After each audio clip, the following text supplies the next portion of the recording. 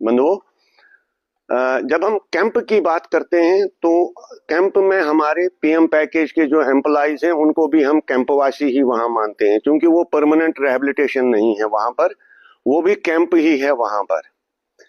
तो कैंप में सबसे पहले जो हेल्थ इश्यूज है वाटर बॉर्न डिजीज की, जो अनफिल्टर्ड वाटर आता है, जो स्टैंडर्ड क्वालिटी का वाटर नहीं है, उस पानी पर, जिसकी वजह से हमारे इस छोटे से समुदाय में जिसमें बर्थ रेट बिल्कुल कम है, उसमें एक जवान का, एक आदमी का कम होना हमारे लिए सबसे बड़ी विडंबना की बात होती है। जो तो मैक्सिमम हमारे, मैं कैंपों में खासकर जगती कैंप में देखता हूं कि जो किडनी फेलियर्स की डिजीजेज हैं वो मैक्सिमम है, और लिवर फेलियर की, वाटर बॉर्न डिजीजेस की। आप ये प्रेस जो होता है ना, इनका एक काम शोध भी होता है। मुझे लगता है आपने एक शोध करना चाहिए कि जितनी भी आज तक 2020 से लेकर 25 तक डेथ्स हुई हैं, उन पर, उसमें कितनी डेथ्स वो हैं जो किडनी फेलियर की वजह से हुई है, जो लिवर फेलियर की वजह से हुई है, जो वाटर बॉर्न डिजीजेस के रिलेटेड है। तो वाटर बिल्कुल वो एक इशू है। दूसरा इशू है जो कनेक्टिविटी है। कनेक्टिविटी बिल्कुल खत्म हो चुकी है। कैंप, खासकर जगती कैंप की जो सबसे बड़ा कैंप है, उसकी कनेक्टिविटी बिल्कुल खत्म हो गई है। मुझे नहीं लग रहा है कि किसी पेशेंट को हम मेन जो कनेक्शन, मतलब कनेक्टिविटी रोड है जो कंडोली माता से जगती तक है, वहां से किसी पेशेंट को हम शिफ्ट कर सकते हैं मेडिकल कॉलेज। तो इनर रोड्स भी बिल्कुल खत्म हो चुके हैं। उसके बाद जो सीपेज है, पिछले 3-4 साल से सरकार बिल्कुल सोई पड़ी है। आपने देखा होगा, बाढ़ में बहुत सारे पत्रकार बंधु वहां आए, उन्होंने देखा कि किस तरीके से पानी टपक रहा है छतों से अंदर, सामान सारा खराब हो रहा है, जिंदा रहना मुश्किल हो गया है। तो वो आशा, उसके ऊपर भी ये बोल रहे हैं हमने रिकमेंडेशन भेज दी है, पैसे के लिए भेज दी है, डीपीआर भेज दी है, डीपीआर भेज दी है, लेकिन कोई पैसा सैंक्शन ऊपर से नहीं होता है। हम सोच रहे थे कि अब स्टेट गवर्नमेंट आ गई, पब्लिक गवर्नमेंट आ गई, शायद उस वजह से मतलब कुछ कल्याण होगा, तो नहीं हो रहा है। अब तो ये साल भी गया, क्योंकि अगर आप फंड्स आएंगे भी तो वो यूटिलाइज नहीं हो पाएंगे मार्च तक, तो वो फंड्स भी इस साल का भी खत्म हो गया। तो इनका इरादा है हमें उसी बारिश में ही रखना, वैसे ही उन्हीं हालात में रखना। तीसरा, आपने देखा होगा कि 3 रिलीफ कमिश्नर आज तक ट्रांसफर हो गए, लेकिन 100 दुकानें बनी हुई हैं जिनमें रोहिंग्या रह रहे हैं, जिनमें मैं मानता हूं कि बांग्लादेशी भी कुछ रह रहे होंगे, जिनमें कुत्ते डंगर शाम को बैठते हैं, लेकिन वो दुकान अलाट नहीं हो रहे हैं।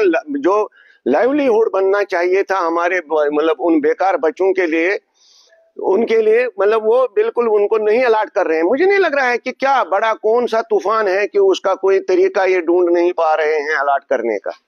ये सबसे एक बड़ा विषय है कि इनको क्या प्रॉब्लम है उसमें। तीसरी बात, जो और एक बात ये है कि जो एनहांसमेंट ऑफ रिलीफ की बात हम बार बार कर रहे हैं, प्रधानमंत्री ने भी खुद आश्वासन दिया जम्मू में आकर पब्लिक रैली में कि हम इस मासिक राशि का वृद्धि कर रहे हैं मासिक राशि में, लेकिन अभी तक वो इम्प्लीमेंट नहीं हुआ। आप बंधुओं से मेरी रिक्वेस्ट है कि आप किसी उस फैमिली में जाइए जो ना सच में रिलीफ पर है, जो एक विडो लेडी है, फिर उसके 2 बच्चे हायर क्लासेस में पढ़ते हैं। आप देख लो वो 10,000 में कैसे गुजारा करती है, या 2 मियाँ बीवी है तो 6,000 में कैसे गुजारा करते हैं।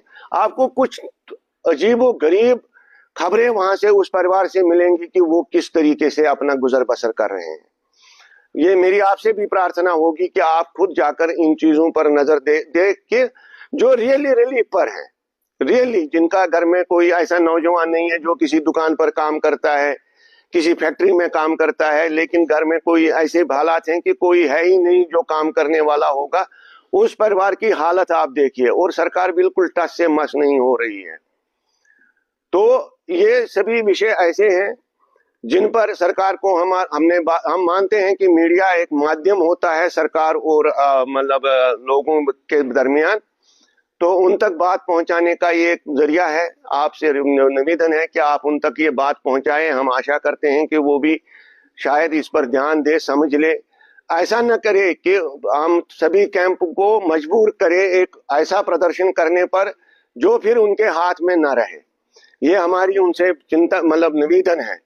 एक और अंत में जो मैं खास बात बताने जा रहा हूं, एक शोषण फैलाया जा रहा है कि Panun Kashmir is against BJP. ये शोषण मैं मानने को तैयार नहीं हूं।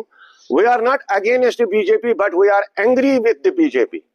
हम आशा करते थे जब बीजेपी आई कि दिदेन होम मिनिस्टर, जब हमारा नरसंहार हुआ, उस होम मिनिस्टर को इन्वेस्टिगेट किया जाएगा। जो अवाम में खबरें हैं कि उसने रुबिया सईद को खुद किडनैप करवाया था, इन चीजों पर मतलब तहकीकात होनी चाहिए थी। उस वक्त के ब्यूरोक्रेटों पर उद्दिन चीफ मिनिस्टर वो बिल्कुल खामोश रहा। इसके अलावा जो उसने हमें उपाधि दी थी, उस वक्त के होम मिनिस्टर ने माइग्रेंट का टैग लगाया था माथे पर। हम उम्मीद करते थे जब उस वक्त के होम मिनिस्टर ने, इनके दौर के एक होम मिनिस्टर ने ये कहा कि Yasin Malik is responsible for the genocide of Kashmiri pandits, हम आशा करते थे कि ये उस टैग को बदलकर हमें जेनोसाइड का मतलब जेनोसाइड के विक्टिम मान लेंगे और वही एक जरिया होगा हमारे वापस जाने का, जब जेनोसाइड को ये तस्लीम करेंगे। ये जेनोसाइड को भी तस्लीम नहीं करते हैं।